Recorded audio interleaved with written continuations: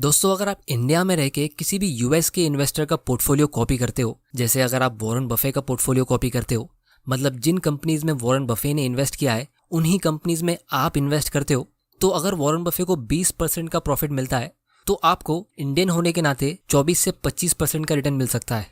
मतलब बिना कोई एक्स्ट्रा मेहनत किए आपको सारे अमेरिकन लोगों के मुकाबले 4 से 5% का एक्स्ट्रा प्रॉफिट मिलेगा फ्री में। इस चीज़ को हम थोड़ी देर में काफ़ी डिटेल में समझने वाले हैं, क्योंकि दोस्तों कुछ सालों पहले ये डिस्कशन हमारे लिए इतना इम्पोर्टेंट नहीं होता था कि आपको इंडियन स्टॉक्स में इन्वेस्ट करना चाहिए या फिर यूएस में, क्योंकि पहले हमारे लिए यूएस के स्टॉक में इन्वेस्ट करना बहुत मुश्किल होता था। लेकिन आज हम आसानी से घर बैठे बैठे यूएस के स्टॉक्स में इन्वेस्ट कर सकते हैं।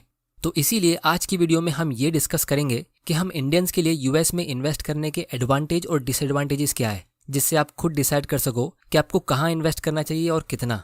और फिर हम ये जानेंगे कि आप यूएस के स्टॉक्स में कैसे इन्वेस्ट कर सकते हो और कहाँ पे। तो चलिए शुरू करते हैं। तो दोस्तों, बहुत लोग मुझसे पूछते हैं कि उन्हें यूएस के स्टॉक्स में इन्वेस्ट करना है क्योंकि वहाँ की बहुत सारी कंपनीज है जो बहुत बड़ी होने के बाद भी बहुत ज़्यादा प्रॉफिट दे रही है। जैसे पिछले 10 सालों में गूगल का शेयर प्राइस ऑलमोस्ट 10 टाइम्स ऊपर गया है, जो ऑलमोस्ट 26% का कंपाउंडेड ग्रोथ रेट होता है। या फिर माइक्रोसॉफ्ट कंपनी का शेयर भी 10 साल में 10 गुना ग्रो हुआ है। एप्पल का शेयर प्राइस 10 साल में 10 से 15 गुना ऊपर गया है। अमेजॉन का शेयर प्राइस 15 से 20 गुना ऊपर गया है और नेटफ्लिक्स का शेयर प्राइस 20 से 30 गुना ऊपर गया है। तो बहुत लोग इस एक्स्ट्रा ऑर्डिनरी प्रॉफिट का मेन रीजन समझ ही नहीं पाते। वो ये है कि ये टेक कंपनीज इनोवेशन और रिसर्च के डिपार्टमेंट को एक्चुअली में डोमिनेट कर रही है।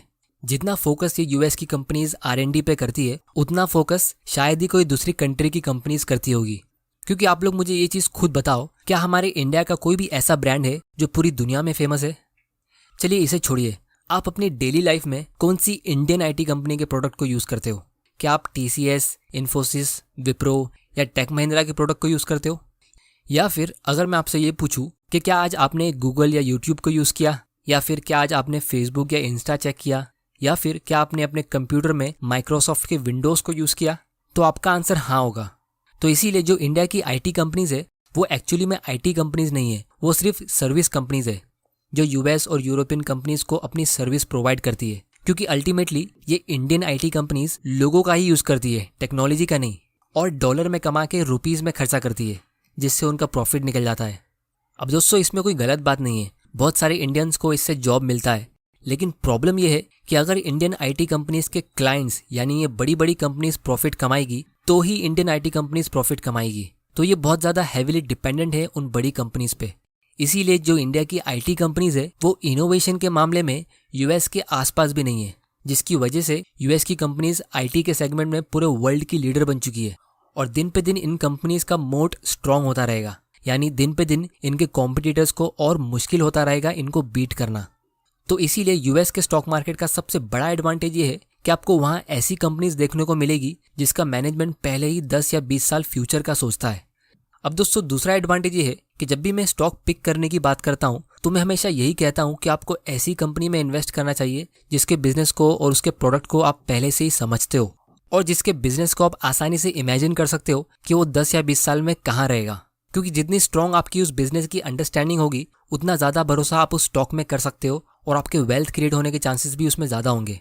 क्योंकि बहुत सारे लोग ज़्यादा प्रॉफिट कमाने के चक्कर में ऐसे स्टॉक्स में इन्वेस्ट कर लेते जिसका नाम वो पहली बार सुन रहे होते। लेकिन यहाँ पे आपको यूएस में ऐसी कंपनीज देखने को मिलेगी जिसकी सर्विस हम सालों से यूज़ कर रहे हैं। जैसे अगर आप अपनी 20s या 30s में हो तो माइक्रोसॉफ्ट कंपनी का नाम आपने बचपन से सुना होगा, और जब से आप इंटरनेट यूज़ कर रहे हो तब से आपने गूगल के अलावा किसी और सर्च इंजन का नाम भी नहीं सुना होगा। या फिर सॉफ्ट ड्रिंक्स में हम इंडियंस सबसे ज़्यादा माजा और स्प्राइट प्रेफर करते हैं, और ये दोनों कंपनी कोका कोला का ब्रांड है। अब दोस्तों, इस वीडियो में मैं आप लोगों को कोई स्टॉक रिकमेंडेशन नहीं दे रहा हूँ, ये सारे नाम सिर्फ एजुकेशनल पर्पस के लिए है। लेकिन मैं सिर्फ ये बताने की कोशिश कर रहा हूँ कि भले ही वो कंपनीज दूसरी कंट्री की है, लेकिन उनके प्रोडक्ट को हम सालों से कंसिस्टेंटली यूज़ कर रहे हैं। तो ऐसी कंपनीज को समझने के लिए आपको बहुत ज़्यादा मेहनत करने की ज़रूरत नहीं पड़ेगी। फिर तीसरा बेनिफिट आपको यूएस स्टॉक्स में ये मिलेगा कि आपको बिना कोई मेहनत किए 4 से 5% का एक्स्ट्रा रिटर्न मिल सकता है, जैसा मैंने वीडियो के स्टार्ट में कहा था। अब ये आपको क्यों मिलेगा, इसको हम थोड़ा डिटेल में समझते हैं। तो दोस्तों, इंडिया में इन्फ्लेशन यानी महंगाई ऑन एन एवरेज 6 से 7% के रेट से बढ़ती है, लेकिन यूएसए में सिर्फ 1 या 2% के रेट से बढ़ती है। और फ्यूचर में भी इंडिया की महंगाई यूएस से ज़्यादा ही रहेगी, क्योंकि अगर आप इंडिया के सेंट्रल बैंक का बैंक रेट चेक करोगे तो आप देख सकते हो ये फिलहाल 4% के आसपास है। लेकिन यूएसए का सेंट्रल बैंक का बैंक रेट 1% से भी कम है। तो इसका मतलब ये है कि हमारी सेंट्रल बैंक खुद चाह रही है कि हमारी कंट्री में 4 से 5% की महंगाई बनी रहे, और अगर फ्यूचर में इस रेट से इन्फ्लेशन ग्रो नहीं होता है तो भी हमारी central bank extra notes print करके वो इन्फ्लेशन को मेंटेन रखेगी, जिसकी वजह से इंडियन रुपीस की वैल्यू यूएस डॉलर्स के मुकाबले गिरती रहेगी। क्योंकि अगर आप 40 साल पहले का रिकॉर्ड देखोगे तो 1980 में $1 की वैल्यू 9 रुपए की थी, और फिर धीरे धीरे डॉलर महंगा होता गया, और फिर ईयर 2000 में $1 45 रुपए का हुआ, और आज से 10 साल पहले $1 की वैल्यू 50 से 55 रुपए की थी, और आज हम सब जानते $1 की वैल्यू 75 रुपीज़ के आसपास है।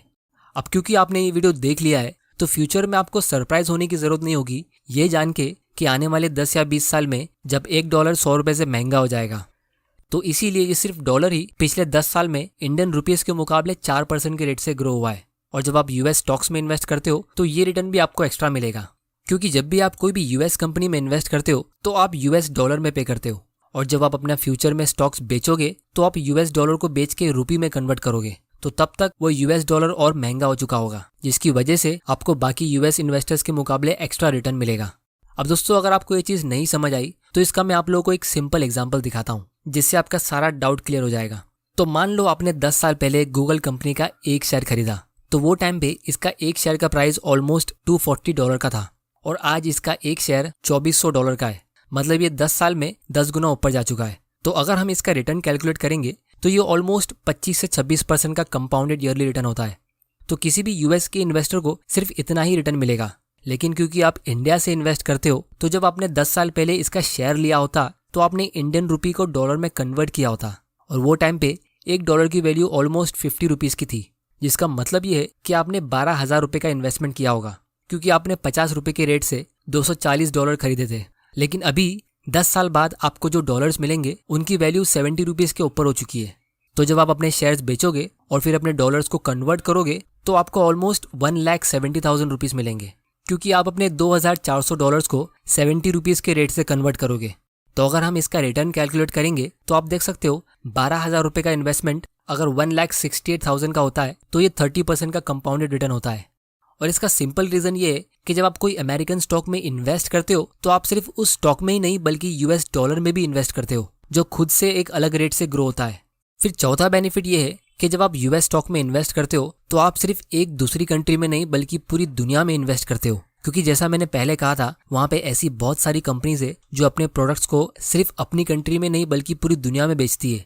तो अगर इंडिया की इकोनॉमी किसी वजह से अच्छे रेट से ग्रो नहीं होती है, जैसे अगर इंडिया में पॉलिटिकल इंस्टेबिलिटी होती है या कोई नेचुरल कैलामिटी आती है या कोई वॉर हो जाती है, तो जो पैसा आपका इंडियन स्टॉक में इन्वेस्टेड है वो शायद ग्रो नहीं हो पाएगा, लेकिन जो पैसा आपने इंडिया के बाहर भेजा है वो ग्रो होता रहेगा। इसीलिए मेरे हिसाब से जब आप एक पोर्टफोलियो क्रिएट करते हो तो आप अपने पोर्टफोलियो में यूएस के कुछ अच्छे क्वालिटी के स्टॉक्स इंक्लूड कर सकते हो, क्योंकि यहाँ पे आपको वर्ल्ड क्लास कंपनीज को इंक्लूड करने का मौका मिलता है। अब दोस्तों, अगर हम बात करें डिसएडवांटेज की तो मेरे हिसाब से हमारे पास सिर्फ 2 डिसएडवांटेज है। सबसे पहला तो ये कि आप इंडिया में रह के यूएस की न्यूज़ को इतना क्लोजली फॉलो नहीं कर सकते, तो अगर यूएस में लोगों की सिचुएशन खराब है तो वो शायद आपको पता भी नहीं चलेगा। लेकिन फिर भी मेरे हिसाब से ये एक डिसएडवांटेज नहीं है, क्योंकि जब आप न्यूज़ नहीं देखोगे तो आप अपने स्टॉक्स को एक्चुअली में कंपाउंड होने दोगे, आपको बार बार कोई परेशान करने वाला होगा नहीं, जिसकी वजह से आप कोई भी बाइंग और सेलिंग डिसीजन इमोशंस के बेसिस पर नहीं लोगे। और दूसरा डिसएडवांटेज ये है कि जब आप अपना पैसा यूएस में बेचते हो तो आपको एक करेंसी एक्सचेंज की फीस भरनी पड़ती है जो बैंक वाले आपको चार्ज करते हैं। लेकिन ये फीस भी मेरे हिसाब से एक टेम्परेरी डिसएडवांटेज है, क्योंकि जैसे जैसे टेक्नोलॉजी इंप्रूव होगी तो हमारे लिए कम फीस वाले सोल्यूशन आने चाहिए। और अगर आप एक अच्छा इन्वेस्टमेंट करते हो तो वो फीस को आप आसानी से कवर कर सकते हो, क्योंकि वो एक वन टाइम फीस होती है, म्यूचुअल फंड्स के एक्सपेंस रेशियो की तरह हर साल चार्ज नहीं होती है। अब दोस्तों, हम ये देखते हैं कि आप इंडिया से यूएस स्टॉक्स कैसे खरीद सकते हो। तो यहाँ पे मैं IND मनी ऐप यूज़ कर रहा हूँ जो सेबी के साथ रेगुलेटेड है, और इस एक ऐप में आप बहुत सारी चीज़ें कर सकते हो। लेकिन आज के वीडियो में हम यूएस स्टॉक की बात करेंगे, तो इसके दूसरे फीचर्स को हम आने वाले वीडियोस में कवर कर लेंगे। और इस ऐप की खास बात यह है कि यहाँ पे आपको कोई भी ज्वाइनिंग फीस और ब्रोकरेज फी चार्ज नहीं होती है, और इसमें आप कुछ ही मिनटों में अपना US stock trading account online open कर सकते हो। अब दोस्तों, जब भी आप कोई इंडियन कंपनी के स्टॉक्स खरीदते हो तो आपको कोई भी इंडियन ब्रोकर के साथ अकाउंट ओपन करना पड़ता है। तो उसी तरह जब आपको कोई यूएस का स्टॉक खरीदना है तो आपको एक अमेरिकन ब्रोकर के साथ अकाउंट ओपन करना पड़ता है। लेकिन ये IND मनी एक इंडियन कंपनी है, तो इसीलिए इन्होंने ड्राई वेल्थ के साथ पार्टनरशिप की है, जो एक अमेरिकन ब्रोकर है। तो इस IND मनी ऐप के द्वारा आपका एक ड्राइव वेल्थ अकाउंट ओपन किया जाएगा, जिसको आप इस IND मनी के ऐप से ऑपरेट कर सकते हो। तो आपके जो भी स्टॉक्स होंगे या जो भी आपके अकाउंट में फंड्स होंगे वो ड्राइव वेल्थ के अकाउंट में जमा होंगे। तो आप मुझसे पूछोगे कि ये ड्राइव वेल्थ कितना ट्रस्टेड है। तो दोस्तों, ये कंपनी USA की फाइनेंशियल रेगुलेटरी बॉडी FINRA की मेंबर है, और ये FINRA एक अथॉरिटी है जो US के ब्रोकर्स और एक्सचेंज को रेगुलेट करती है। तो अगर आपको US के स्टॉक्स में इन्वेस्ट करना है तो आप भी जाके अपना US अकाउंट ओपन करिए, उसमें फंड्स ऐड करिए और अपने फेवरेट US स्टॉक्स को, जैसे गूगल, एप्पल, टेस्ला या नेटफ्लिक्स या कोई भी जो भी आपको पसंद हो, उसमें इन्वेस्ट कर लीजिए। अब दोस्तों, US के स्टॉक्स में इन्वेस्ट करने के लिए हम इंडियंस के लिए एक प्रॉब्लम होती है, वो ये कि वहाँ के स्टॉक्स बहुत महंगे होते हैं। जैसे अमेजोन का एक शेयर $3,200 का है, तो इंडियन रुपीस के हिसाब से ये 2 लाख रुपए से भी महंगा है। तो हमारे लिए सबसे अच्छा ऑप्शन ये है कि हम इसमें फ्रैक्शनल शेयर्स बाय कर सकते हैं, मतलब एक शेयर का एक छोटा सा हिस्सा भी हम खरीद सकते हैं। यानी कंपनी का एक शेयर लाखों का हो सकता है, लेकिन आप चाहो तो उसमें सिर्फ $100 इन्वेस्ट कर सकते हो। तो अब मैं यहाँ पे आप लोगों को लाइव दिखाता हूँ कि कैसे आप $1 से कोई स्टॉक खरीद सकते हो। तो यहाँ पे आपको कोई भी स्टॉक सिलेक्ट कर लेना है। मैं अल्फाबेट कंपनी सिलेक्ट कर लेता हूँ, जो गूगल की पेरेंट कंपनी है। फिर आपको बाय पे क्लिक करना है। फिर हम यहाँ पे $1 एंटर करेंगे, और आप यहाँ पे देख सकते हो इस $1 से हमें इस कंपनी के एक शेयर का 0.000430 हिस्सा मिलेगा। फिर हम बाय पे क्लिक करेंगे और आपका ऑर्डर कंप्लीट हो जाएगा। तो इसी तरह आप इस ऐप से US के ऑलमोस्ट कोई भी स्टॉक्स में इन्वेस्ट कर सकते हो बिना कोई ब्रोकरेज फी के, और फिर अपने पोर्टफोलियो को ऑनलाइन ट्रैक भी कर सकते हो।